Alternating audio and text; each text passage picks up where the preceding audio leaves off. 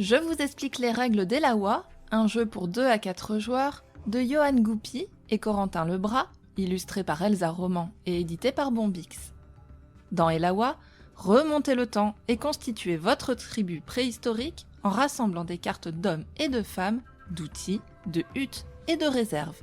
Créez des combinaisons intelligentes pour gagner des points et remporter la partie. Placez le feu au centre de la table. Mélangez les cartes tribus face cachée, formez 6 piles de 10 cartes chacune et placez les faces visibles autour du feu.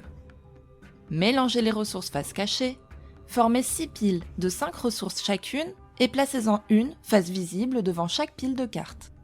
Formez une autre pile de ressources que vous placez face cachée sur le feu. Il s'agit de la pile centrale et elle doit se composer de 6 ressources à 2 joueurs, 8 ressources à 3 et de 10 ressources pour les parties à 4 joueurs.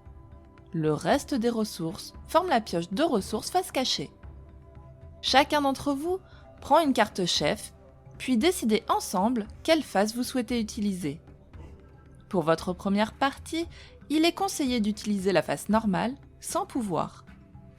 La personne avec la carte chef qui affiche le numéro le plus bas commence la partie. En débutant par elle et en procédant en sens horaire, chacun va à tour de rôle prendre une carte tribu du centre de la table et les ressources associées, jouer une ou plusieurs cartes tribu de sa main, utiliser ses réserves et réguler ses ressources au besoin. À votre tour, commencez par choisir la carte du centre de la table qui va rejoindre votre main.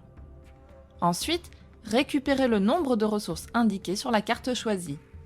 Pour cela, commencez par prendre la première ressource disponible sur la pile située devant la carte suivante, puis continuez dans le sens des aiguilles d'une montre en prenant une ressource par pile jusqu'à ce que vous ayez collecté le nombre de ressources requis. Lorsque vous terminez l'une des 6 piles de ressources, prenez en plus une ressource de la pile centrale et formez une nouvelle pile de 5 ressources de la pioche.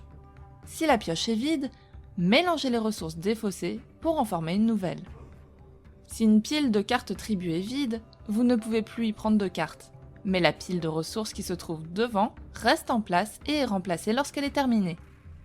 Les ressources ainsi récoltées sont placées sur votre carte chef et forment votre stock de ressources disponibles. Enfin, prenez la carte en main et jouez, si vous le souhaitez, une ou plusieurs cartes tribu en payant leur coût en ressources. Les os sont des jokers et remplacent n'importe quelle ressource. Pour jouer certaines cartes, vous devrez défausser une carte de votre main en plus de payer le coût en ressources. Posez la carte jouée devant vous, elle comptera désormais pour les points de victoire en fin de partie. Si la carte possède un effet immédiat, appliquez-le. Il peut s'agir de prendre en main une carte tribu visible sans prendre les ressources associées, ou de prendre une ressource au hasard dans la pioche. Certaines cartes tribu vous permettent de former des réserves qui vont vous faire gagner des points en fin de partie. Vous pouvez placer sur chacune d'elles et une fois par tour, une ressource disponible correspondant à celle indiquée sur la carte. À la fin de votre tour, vous ne pouvez pas stocker plus de ressources que le nombre d'emplacements sur votre chef. Défaussez l'excédent, puis c'est à la personne suivante de jouer. La fin de partie se déclenche lorsque la dernière ressource de la pioche centrale est prélevée. Terminez le tour en cours afin que tout le monde ait joué le même nombre de fois, puis passez au décompte des points. Additionnez les points de chacune des cartes tribus posées devant vous. Certaines vous rapportent des points fixes, d'autres vous rapportent des points pour chaque carte de la couleur ou du type indiqué présente dans votre tribu, d'autres encore pour chaque ressource indiquée placée sur la carte, ou enfin pour chaque ressource différente placée sur la carte.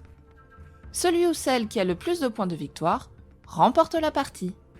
En cas d'égalité, c'est celui ou celle avec le plus de ressources disponibles qui l'emporte.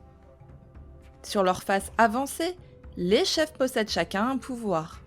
Il peut s'agir de défausser une ressource ou un sacrifice de moins lorsque vous posez une seconde carte devant vous à votre tour, de prendre une carte tribu sans ces ressources lorsque vous finissez l'une des 6 piles de ressources, de prendre une ressource additionnelle dans la pioche lorsque vous choisissez une carte tribu qui vous permet normalement de ne récupérer qu'une seule ressource, ou enfin, de sauter une pile lorsque vous récoltez des ressources. Bonne partie!